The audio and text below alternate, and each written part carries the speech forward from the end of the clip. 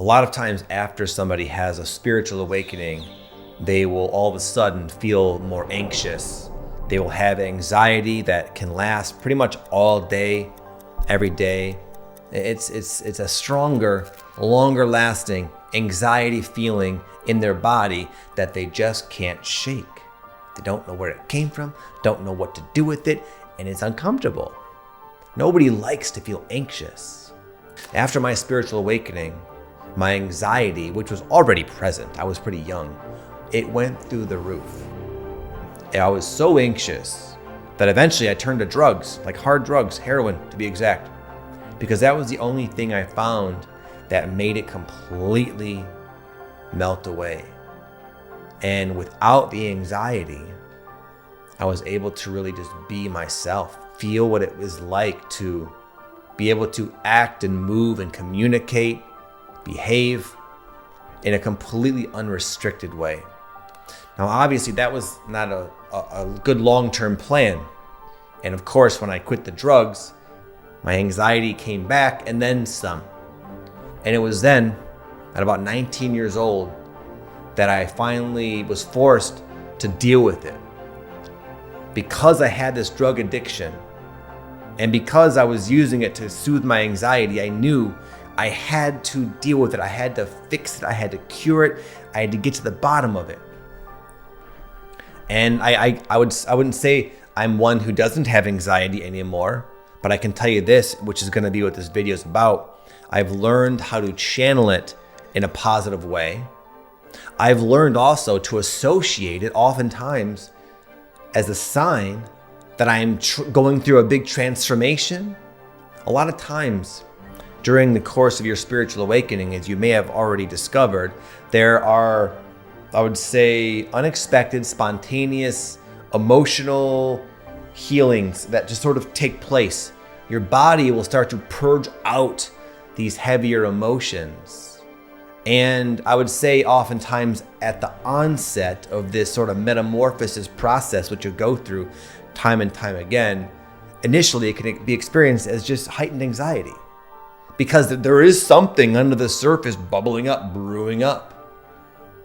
Anxiety is also there to let you know when you're off track, when you're going in a direction that is not really authentic to you, when you're entertaining and buying into a belief that is maybe outdated and negative and weighing you down, preventing you from being your true self. Anxiety is helpful to the folks, to anybody really, but especially to folks who are really self-aware and on this awakening path in a variety of different ways. So I'm not going to promise you that this video is going to cure you of your anxiety. I don't want to do that for you because I want to rather teach you how this anxiety can serve you as it has served me in countless ways. Just the other night, I found myself, it was a full moon, and it was like I didn't know what the date was for the full moon. So like 2 nights in a row, all I know is that full moon was gleaming in my window very bright, and it seemed like it was kind of the peak. And I woke up both nights in the middle of the night, unable to sleep, restless, riddled with anxiety. And now I'm not trying to preach to you from the high horse. Initially, when it happened, it was like, oh God, what's the deal? Initially I had some resistance towards it, as I tend to. But when it came back the second night, I finally realized there is something going on here. So I did what I'm going to share with you right now that might help you if you have been feeling more anxious and don't really quite know why. Here's what I did, and then I'll tell you what happened afterwards. I started to talk to the anxiety in sort of a nonverbal way in my head. I asked it, why are you here? What do you represent? What are you here to show me? What are you trying to tell me? And I had a few different types of breakthroughs, which oftentimes can result from just one bout of anxiety. On one level, I started to contemplate the feeling of anxiety. It's such a distinct feeling, is it not? It's like this constrictive, disorienting current in your body that's uncomfortable, and it makes it difficult to relax, to feel peace, to communicate. And I was just sort of observing this feeling, and I was thinking to myself, this feeling has been with you pretty much as long as you can remember. When did it actually start? I started wondering, just sort of in the middle of the night, wondering, when did it start, this anxiety? And I was like, okay, I had it when I was like a little kid. I had it in grade school, high school. I was like, when was the first time? And then out of the blue, the word sister popped into my head. And then I was like, interesting. And it made me realize that, what am I really anxious about? I'm anxious about, at least me, my primary anxiety pertains to fear of loss. I might lose something. I might have something really important to me that I kind of feel like I need just sort of taken away suddenly. And I was like going down this whole rabbit hole in my mind thinking, well, what was taken away from you that has to do with your sister? 'Cause that word kept popping in my head.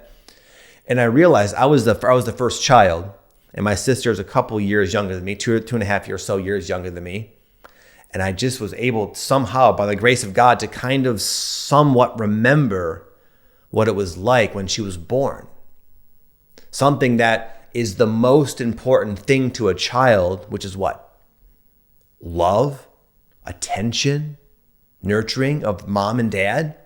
That all of a sudden was, at one point, was all for me, basically, to bask in the love of mom and dad. All of a sudden it was shared, maybe even not even 50-50, because a new baby needs more attention and love generally. A lot of attention goes to the baby.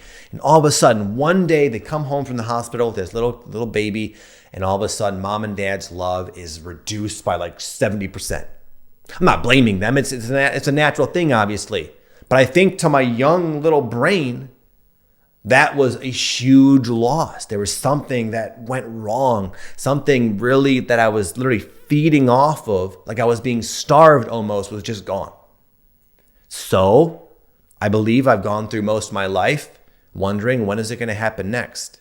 And for me, like a lot of people, I believe, this love, this fear of losing love sort of shows up in fear in losing security, financial security, fear of being rejected by even like as simple, I was writing an email this morning about like doing sales calls for coaching, someone not signing up. It's kind of like rejection, something must be wrong with me, that type of thing. So anyway, instead of trying to cure my anxiety or release it from my body, I said, why are you there? And anyway, this is like, I'm in the process of sort of uncovering this, but it definitely feels like I'm on the right track, getting to the origin of it. And that's just one little portion of one of many blessings that came as a result of giving attention to my anxiety.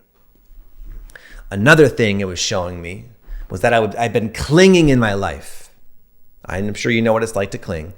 And for me, it's like in business. There's this thing I do in my business that works extremely well, and I become almost too comfortable with it.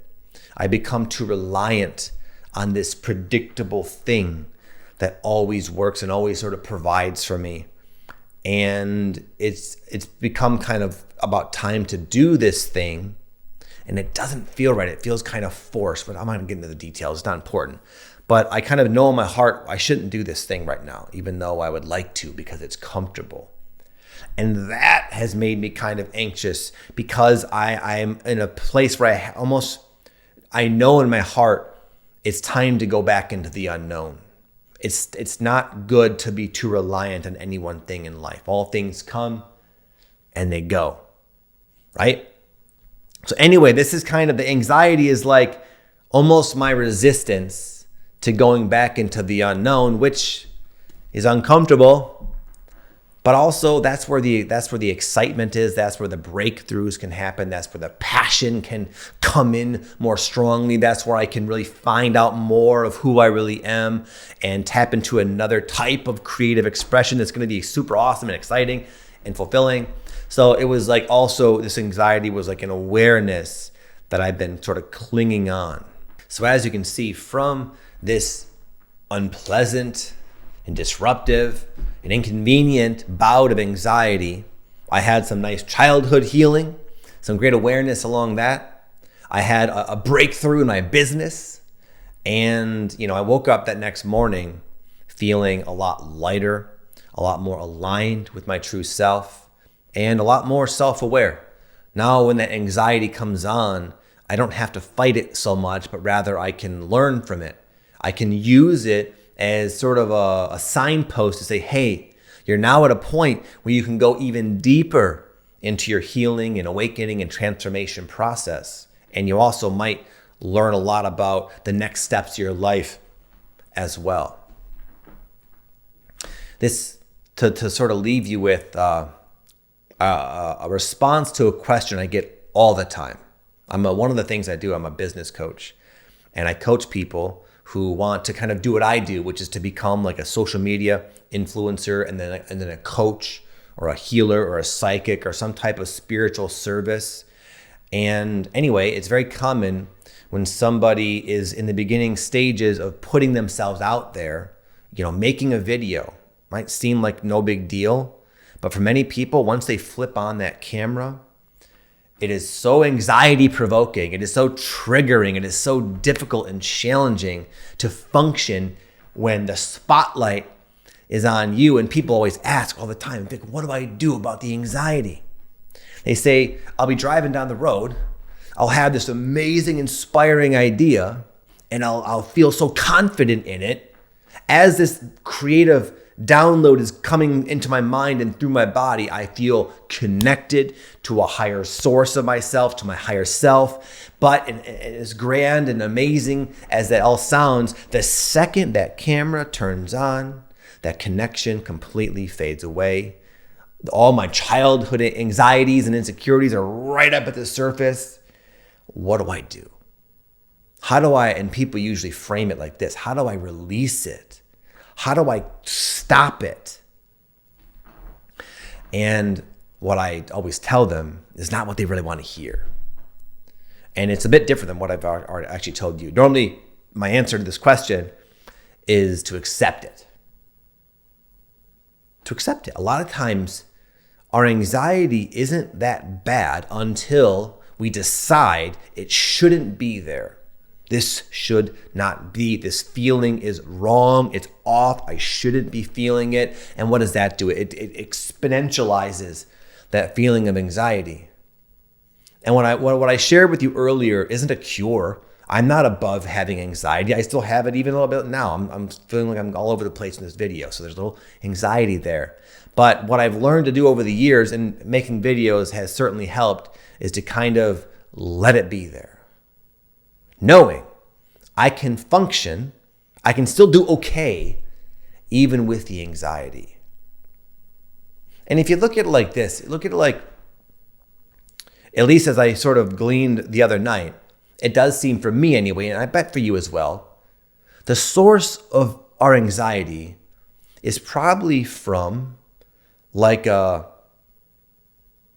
restless inner child, a little younger version of you that is simply trying to tell you and communicate to you through your physical feelings that something going on here is making me uncomfortable. I don't feel safe. I don't feel seen. So it's like, how would you treat a little child asking for help, asking for a little attention? If my son, I have 3 kids, but my youngest son, he's 8 years old. If he came up and he had like this concerned look on his face, like, Dad, something's not feeling right, would I be like, you know what? I just need to release you. I just need to get you out of my field. You're disrupting me. No, I'd say, what's the matter? I would give him attention. I would hold space for him. I'd try to help him. What's going on? How can I help you? But we don't ever do that to ourselves, do we? We have such a low tolerance for anxiety, which is to say we have a low tolerance for an aspect of ourselves. And a lot of times, what does that child really want? Does it want you to solve their problem? No. It just wants it to be kind of shared. They want to know they're not alone. I remember years ago, I was going through what might have been one of the most intense ayahuasca ceremonies of my entire life. For some dumb reason, I thought it might be a cool idea to fast before the ceremony. Like I didn't eat for like 24 hours. No one told me to do that. I just thought I should do that. And consequently, what happened is I drank 2 cups of this real strong medicine and didn't feel anything. And it was on the very last song, after like probably 6-7 hours of a ceremony, the very last song came on. And I know that because I've been to this place before. And I knew it was the last song. And I thought, oh well, I guess it wasn't meant to be for me. Sure enough, as this last song comes on, I look around the room and I'm like, oh. I realized I was starting to feel it. And then all of a sudden, it was like, it came on, to say the medicine came on like a thunderstorm it's just mere words. It puts it too lightly. The experience of going from complete sobriety to being pretty much fractaling out into some alternate, foreign, alien-like reality in the matter of a couple of moments. That is what happened, basically. And after that song ended, it was done. There was no more safe container. There was no more ceremony space. Everyone started kind of talking and hanging out. And all of a sudden, the energy in the room, because it was not being held by the medicine people, was just extremely chaotic. And it was a very, very difficult experience. And after about an hour of just enduring this and kind of coming to terms with the fact that this is going to be, you got to deal with this for the next 5 or 6 hours in this way without the support of the ceremony. Luckily, after about an hour, people went outside. And I remember just sitting there kind of almost like still in denial, like, no, maybe it's going to wear off soon, just still just struggling. I would just say I was just struggling. It was not only intense, but it was bringing up all these old feelings, and it was just something I wasn't really planning on going through. I was ready to go home and chill out for the night. And then after about a couple hours of just I would say suffering, mainly due to my own resistance, I heard it. I heard this sound out of my left ear, actually, and it was this. It was, oh, and I sat up and I looked and I saw it. There was this other dude, about 4 or 5 sleeping bags or mats down the way, and he was there with me. He was going through it with me. And the moment I recognized that, it immediately took the edge off considerably. It was like a weight was lifted. Why? Because I knew I wasn't alone. I knew that there was someone else who understood me, who understood what I was going through, who was there in it with me. And that made all the difference in the world. And it's so sad to me how we could do that. We could be that other guy vomiting for ourselves. But we never are. We never are. It's always, you shouldn't be feeling this way. There's something wrong with you. How do I quit? How do I fix it? I have things to do. I don't have time for this. Frustration, impatience, intolerance, harsh criticism, all to not just ourselves, but a little innocent inner child version of ourselves we don't have the time for. No wonder the anxiety is so intense. Could you imagine being rejected by yourself? That's what we do to ourselves. So the next time your anxiety comes on, my friend, I challenge you to say, okay, it's cool. There's a part of me that feels uncomfortable, but I, the greater me, the greater I, the I am, has got you. I'm here.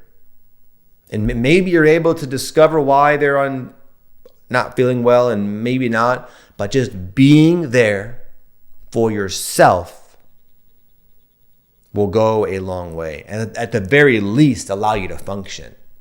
At the very least, allow you to kind of do what you got to do in life. There's been so many, important moments in my life, like big talks in front of live crowds and things like that, where the anxiety is so extreme sometimes. And if it wasn't the fact that I learned that it helps tremendously to accept it, I would have never made it through those times. So now my attitude is, it doesn't matter whether I'm feeling in the flow in harmony with the universe or my higher self or not, anxious or not, I know I'm good because I can support myself. And so can you. And maybe the lack of support you show to yourself isn't even something you consciously chose. What I find, in fact, I did a coaching call recently with someone who came on, and I could immediately tell by just the nature of their questions that they were really someone who's has like really, really high standards for themselves. They don't want to get it wrong. They got to do it right, is I think the way they put it.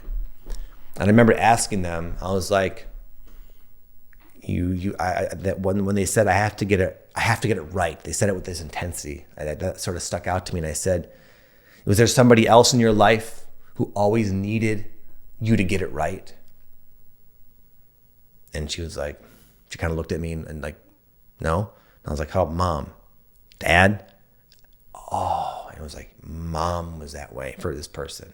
Mom always needed me to get it right.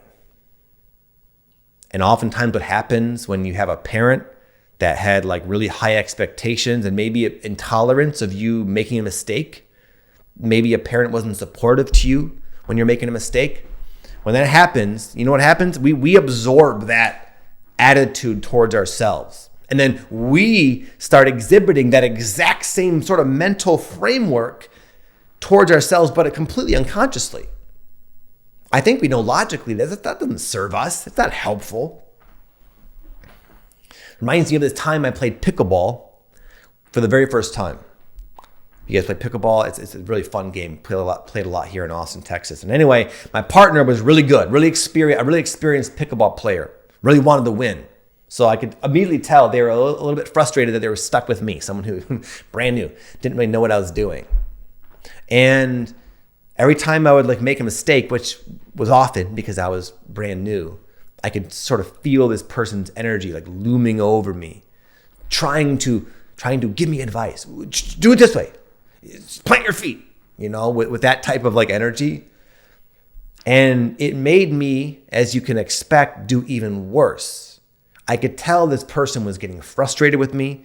I could tell I wasn't doing it in the way they thought I should be doing it. I could just sort of feel that, even though they were saying sort of supportive things on the surface. I didn't feel supported. I felt judged harshly. And consequently, I had a horrible game.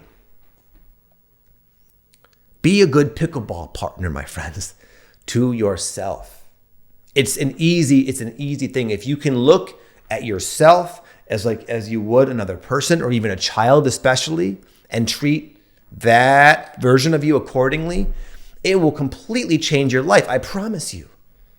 I'm still a fairly anxious person, but it doesn't rule me anymore. It doesn't hold me back from doing the things my heart is calling me to do. It doesn't stop me from trying. It doesn't stop me from going forward in my life. It doesn't stop me from being at peace and happy. I can be at peace and anxious simultaneously. Everybody can, but it requires this deep decision to accept yourself and support yourself. There are times in life when no one else can. Maybe mom and dad weren't there for you. Okay, that sucked, but you can be there for yourself now. You're an adult now.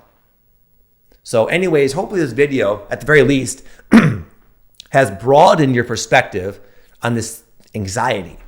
But if you do want help, direct help, I would say releasing some of it, even though it sort of contradicts what I said, there is a time and place for it. The best thing I have done myself is something called somatic release breathwork. It's a type of breathing. It's like an hour-long ceremony with music and coaching and this breathing technique that helps you not only become aware of some of the root causes of your own anxiety, your own angst, but also allows you to release it in the form of tears or vibrating or yelling. Believe it or not, just this breathing technique can do that. It's like a trauma release modality. And I'm going to hook you up for free. I'm going to leave a link down below. It's a ceremony I've taken literally tens of thousands of people through over the last 3 or 4 years. It's changed my life. It's changed many people's lives. And this is a recording of a live ceremony that you can just sort of pop on and go through at your own leisure. And I'll leave a link down below to check it out if you want. And with that said, I'll see you in the next video, my friend. Have a good day. Peace.